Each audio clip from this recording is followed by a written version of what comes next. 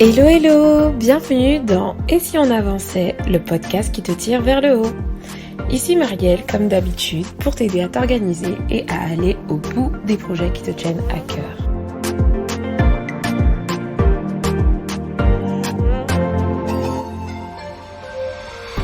Aujourd'hui, on va parler de planification. La planification, c'est l'un des principes de base de l'organisation. Pour moi, dans l'organisation, comme je vous en ai déjà parlé, je vois 3 principes, c'est d'écrire, de prioriser et de planifier. Et aujourd'hui, on va parler tout simplement de la planification. Donc, sujet très très important. Je vais te partager tout simplement 5 conseils pour planifier au mieux tes journées, mais juste avant, on va un peu faire le point sur le pourquoi, parce que je sais qu'il y en a encore pas mal qui pensent que la planification peut être tout simplement du temps perdu en fait. Il y a des personnes, quand ils planifient leur journée, ils ont l'impression que c'est une perte de temps. Et je vais venir casser cette fausse bonne idée en fait, cette fausse idée.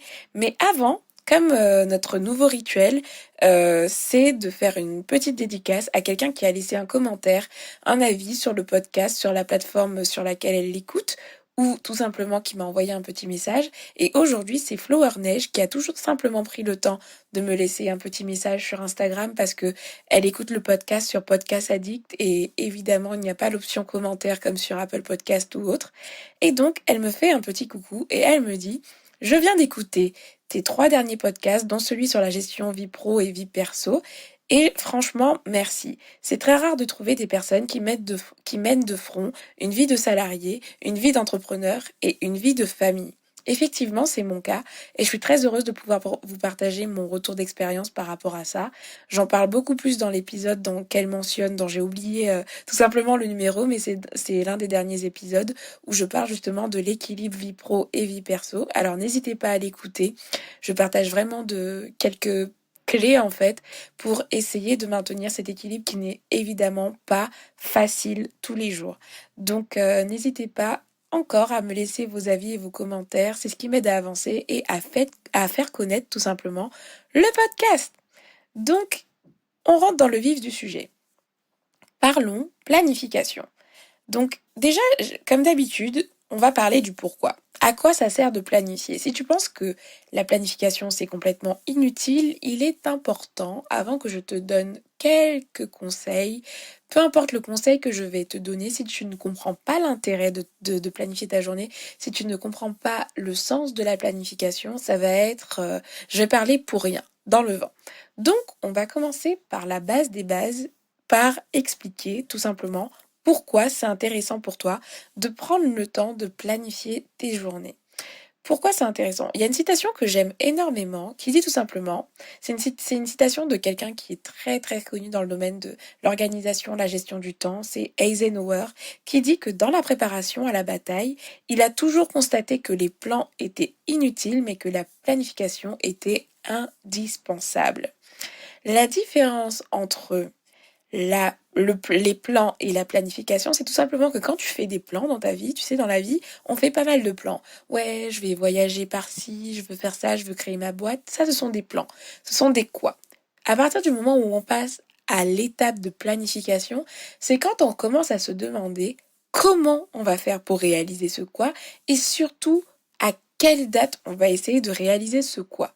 Là, on rentre dans l'aspect planification. Et tu vois, les plans, c'est beau, hein, c'est beau, mais ça ne te fait pas avancer. C'est vraiment la planification, le fait de donner rendez-vous à l'action qui va te permettre de faire des pas chaque jour, chaque mois et d'avancer vers ce quoi qui t'anime, tout simplement. Et donc, moi, je veux vraiment t'encourager à planifier tes journées si c'est une habitude que tu n'as pas encore prise. Déjà, le premier avantage de planifier, c'est que tout simplement, tu ne vas pas oublier. C'est-à-dire que à partir du moment où c'est écrit quelque part, peu importe le support que tu vas utiliser pour ton organisation, tu as moins de chances de l'oublier. Donc déjà, tu vois, t'oublies pas quand tu planifies. Il y a un autre avantage aussi, c'est que tu as un plan pour ta journée. Le nombre de fois où on a la flemme de se lever, parce qu'on ne sait pas ce qu'on va faire de notre journée, et ben le fait de planifier, que ce soit des moments de détente, que ce soit des rendez-vous, que ce soit des tâches qui nous intéressent, et ben ça va nous motiver tout simplement à affronter la journée parce qu'on va avoir un plan de notre journée, et donc ce sera plus facile en fait de se lever, de se donner des objectifs, de se préparer tout simplement parce qu'on a des choses à accomplir. On sait qu'on va accomplir certaines choses dans la journée. Et donc ça, c'est un plus pour la motivation normalement. Aussi, ça te permet, donc toujours par rapport au fait de ne pas oublier, ça te permet de ne pas oublier des deadlines. Si tu mets une date à une tâche ou à un rendez-vous, eh ben tu vas avoir moins de chances de l'oublier tout simplement et donc de rater des grosses échéances, je sais pas, l'envoi d'un dossier ou autre. Bah, si tu le planifies, généralement tu vas être quelqu'un de fiable parce que tu te seras organisé et que tu ne vas pas oublier cette date-là tout simplement. Et tu seras devenu quelqu'un de fiable, sur qui on peut compter en fait. Et tout simplement, ça va te donner l'opportunité d'avancer plus facilement parce que il y a beaucoup d'études qui le prouvent. Les personnes qui planifient leur journée avancent. Les personnes qui planifient leur journée gagnent du temps aussi parce que planifier, ça te permet de gagner du temps. Et tu t'en rends pas compte, mais planifier, c'est tout simplement un investissement que tu fais pour gagner du temps le jour J. Moi, je vais te donner un exemple concret. J'ai beaucoup planifié pour le boulot et donc j'ai beaucoup avancé pour le boulot pendant une bonne partie de ma vie. Et il n'y a que quand j'ai commencé à planifier aussi ma vie perso, à mettre des tâches, à planifier ce que je voulais faire, etc., définir ce qui allait me permettre d'atteindre mes objectifs et leur donner rendez-vous dans mon agenda, il n'y a que là que j'ai commencé à avancer concrètement. Parce que jusque-là, j'avais des plans, j'avais des envies, j'avais de l'ambition, j'avais des pourquoi énormes, plein de choses à cœur, mais je n'avançais pas. Et c'est depuis que j'ai commencé à planifier concrètement des tâches chaque jour que j'ai fait à chaque fois un pas vers mes objectifs et c'est comme ça que j'avance.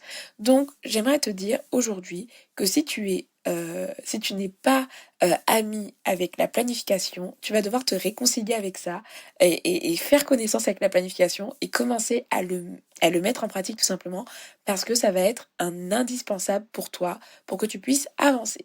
Donc j'espère que là je t'ai bien vendu la planification et que tu en vois bien l'intérêt. Et aujourd'hui tout simplement ce que je voulais faire c'est te partager 5 conseils qui vont te permettre de bien planifier ta journée. Parce que oui, tout le monde peut planifier, mais il y a des choses que je trouve que... Il y a des conseils que j'aimerais te partager pour que tu puisses planifier au mieux tes journées comme un pro, comme une pro. Tu vas y arriver, tu verras, ça va être des conseils assez simples. Le premier conseil que je veux te donner, c'est de tenir au quotidien une liste de tâches, des endroits, d'avoir un endroit, que ce soit un carnet, que ce soit un outil informatique, que ce soit un carnet informatique, j'en sais rien, mais d'avoir des endroits où tu notes tes tâches. Tout simplement parce que si tu arrives sur une page blanche et que tu demandes ce que tu dois faire aujourd'hui, il se peut que si tu n'as pas une certaine base d'organisation, tu ne saches pas quoi faire, tout simplement. Et donc, moi, ce que je te conseille, c'est de tenir au quotidien des listes de tâches, mais de tâches de partout. C'est-à-dire que moi, je vais te donner mon exemple concret, je tiens ma liste de tâches sur Trello. Dès que j'ai une idée, dès que j'ai une idée d'action, je vais la capter et je vais la mettre dans Trello. J'appelle Trello mon sac de tâches. C'est-à-dire que moi, quand je planifie mes journées, je n'invente pas des tâches en fait. Elles ne tombent pas du ciel comme ça. Je vais aller les chercher à un endroit précis où je mets toutes mes tâches, toutes mes deadlines et tout ce que j'ai à faire. Et c'est la base. Je te conseille vraiment d'avoir cet endroit où tu vas aller mettre toutes les tâches que tu as à faire. Et comme ça, quand le moment sera venu de planifier, tu seras pas en mode, mais qu'est-ce que je fais? Quel sera le premier pas? Tu vas pas te décourager.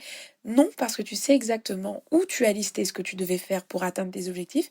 Et donc, tu vas aller chercher, tout simplement, puiser dans ce sac de tâches toutes les tâches pour aujourd'hui. Donc ça, c'est le premier conseil que je peux te donner. Donc, dans ce sac de tâches, tu vas avoir des rendez-vous, tu vas avoir des to-do list, des tâches ménagères, des tâches administratives. Donc, peu importe l'outil que tu vas utiliser, que ce soit des to-do list générales ou autres, je te conseille d'avoir un endroit où tu vas aller puiser tes tâches pour pouvoir les planifier chaque jour. D'accord? Ne commence pas à planifier tes journées à la one again en prenant juste ce qui te passe dans la tête. Parce qu'en fait, si tu prends pas l'habitude d'écrire au fur et à mesure tout ce que tu as envie de faire, tout ce que tu penses que tu dois faire, tu vas te retrouver face à des pages blanches et ça amène la procrastination, ça amène les doutes et ça ne te fait pas avancer parce que tu vas pas savoir par quel bout prendre et tout simplement quoi faire en fait de ta journée, comment utiliser ton temps. Ça arrive souvent quand on n'a pas l'habitude de gérer des projets à l'extérieur de notre vie professionnelle. Et donc quand ça devient personnel, on se demande mais ouais, mais quelle tâche je peux faire en fait, à part voilà faire la vaisselle et tout. Il y a forcément des choses que tu dois planifier et que tu pourrais planifier.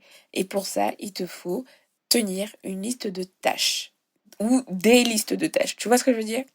Donc, ce que je te conseille pour ce premier conseil, donc c'est un sous-conseil, c'est d'avoir des listes de tâches qui sont divisées par thématique, comme ça tu vas t'y retrouver plus facilement, et aussi d'essayer le plus possible de mettre des dates de fin, des deadlines à tes tâches, pour que tu puisses, on va en parler tout à l'heure, mais les prioriser. Donc ça, c'était le premier conseil. Deuxième conseil que je peux te donner pour bien planifier tes journées, c'est de le faire la veille. Pourquoi la veille? C'est parce que déjà, tu vas gagner du temps sur ta journée du lendemain. Je vais te donner un exemple. Imagine que tu planifies ta journée le matin.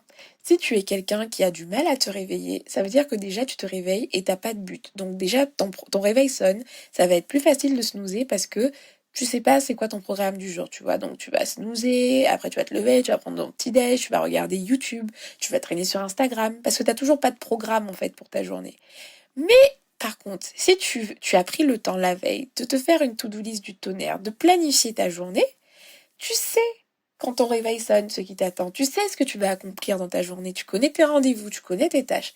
Et je t'assure que la façon de te réveiller, ton attitude le matin, elle n'est pas la même en fait. Quand tu sais ce que tu vas faire, quand tu connais ton programme de la journée, quand tu sais ce que tu as mis comme intention pour ta journée, tu ne le vis pas de la même façon en fait. Donc tu vas gagner des points en te préparant dès la veille parce que tu vas gagner du point sur ta motivation et sur ta détermination en fait. Tu vas avoir un plan qui va te motiver à te lever, tu vois.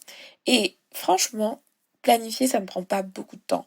Quand la discipline, elle est bien actée, tout ce que je fais, moi, la veille, c'est que je vais puiser sur Trello mes tâches et ça me prend, allez, 5 minutes à tout casser. Donc c'est vraiment que dalle pour gagner en productivité, pour avoir un plan dans la journée et m'assurer d'avancer. Donc tu vois, je te conseille de le faire la veille. Troisième conseil que je peux te donner par rapport à la planification, c'est de prendre le temps d'identifier des tâches prioritaires. Tout simplement parce que tu vas avoir envie de faire beaucoup de choses, mais parfois, tu vois, nous on est des humains, on a une vie qui peut être remplie d'imprévus. Même en confinement, tu peux avoir des imprévus. Ouais. Même en confinement, tu peux avoir des imprévus. Et pour être sûr de ne pas aller dans tous les sens, pour être sûr d'avancer sur au moins si jamais tu as un imprévu dans la journée, au moins les choses qui sont importantes pour toi pour faire le tri rapidement si jamais tu dois procrastiner intelligemment quelque chose. Si tu dois faire un choix, tu dois pouvoir identifier maximum 3 tâches prioritaires par jour. Vraiment 3 tâches maximum. Parce que si tu t'en fixes plus, c'est très compliqué en fait. Tu peux en avoir une. Tu peux avoir une tâche prioritaire, tu peux avoir 2 tâches prioritaires, tu peux avoir 3 tâches prioritaires, mais jamais plus. Parce qu'après, c'est un peu trop. Et ce que je te conseille pour que tu sois sûr à peu près d'y arriver et de les faire, c'est tout simplement de les caler en début de journée. Comme ça, tu vas pouvoir t'assurer d'avancer. Parce que, je sais pas si vous avez remarqué, mais moi, souvent, les imprévus, ça arrive plutôt en fin de journée. Soit j'ai la flemme, soit il y a quelqu'un qui débarque et tout. Mais généralement, le matin, c'est assez calme. Et donc, il y a plus de certitude pour moi d'avancer le matin. Je sais pas si c'est pareil pour toi. Mais en tout cas, logiquement, si ce sont des tâches prioritaires, place-les en début de ton planning, histoire de t'assurer de les faire. Donc ça, c'était mon troisième conseil. Et donc le reste, tu vois, à côté, toutes les tâches que tu pourras te rajouter, ce sera en fait du bonus. Mais focalise-toi sur ces 3 tâches prioritaires. Quatrième conseil, c'est de donner rendez-vous à l'action. Là, c'est le conseil ultime. Parce que oui, souvent, ce qui se passe, c'est qu'on fait des to-do list. Et les to-do list, même après avoir identifié les 3 tâches prioritaires, elles sont à rallonge. Mais le fait de donner rendez-vous à l'action dans ton agenda à une heure précise, tu vas pouvoir voir si tu as vraiment le budget temps pour réaliser cette fameuse to-do list. Parce que oui, si tu prends le temps, en fait, de bien estimer la durée de tes tâches et de fixer, en fait, des délais pour pouvoir les réussir et les faire, tu vas voir que tu vas de plus en plus réussir à faire des to-do list qui sont réalistes. Je m'explique. Par exemple, moi, je veux faire mon site internet. C'est l'un de mes objectifs du moment. Je suis en train de refaire mon site internet. J'aurais très très bien pu me dire, allez, je me bloque toute l'après-midi pour refaire mon site internet. Comme j'ai pris le temps de détailler à fond cette tâche-là, c'est-à-dire que je me suis mis vraiment tout ce que je devais faire, je me suis bien rendu compte que en 5 heures, ce ne serait pas bouclé, quoi, que c'est un truc que je devais étaler en fait sur la durée. Du coup, c'est le premier sous-conseil que je peux donner par rapport à ça, de donner rendez-vous à la tâche. Quand tu donnes rendez-vous à la tâche, tu vas d'abord estimer sa durée en fait. Tu vas estimer sa durée pour pouvoir bloquer du temps dans ton agenda pour pouvoir la faire.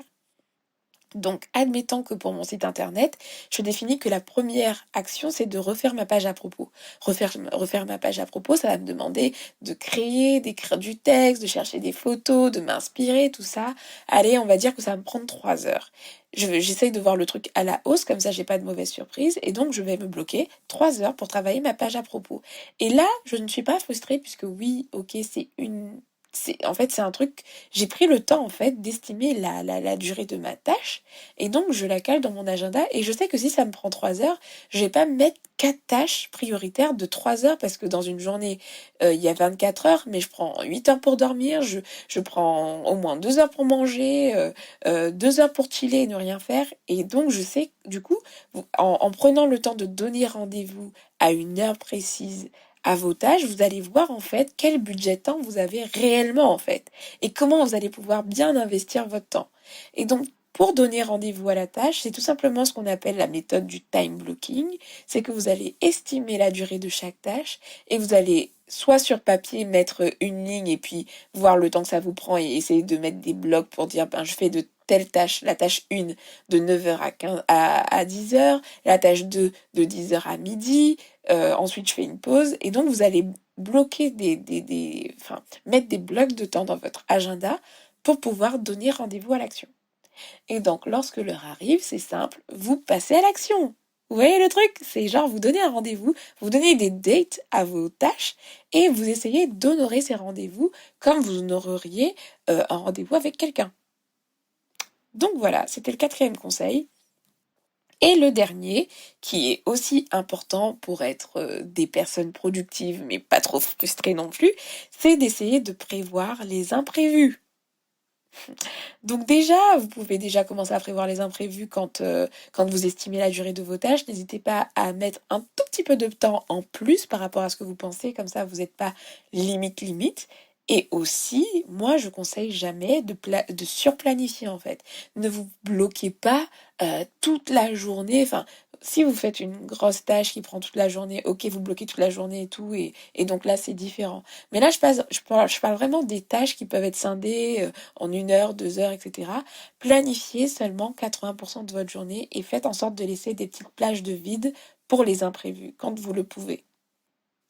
Donc moi, c'est un truc que je fais, notamment au travail. Mon planning, il est jamais booké non-stop. Il y a toujours une plage d'1 heure qui est vide au cas où je déborderais, par exemple, d'une réunion ou que j'aurais un imprévu ou que j'aurais un appel à passer qui me prendrait du temps.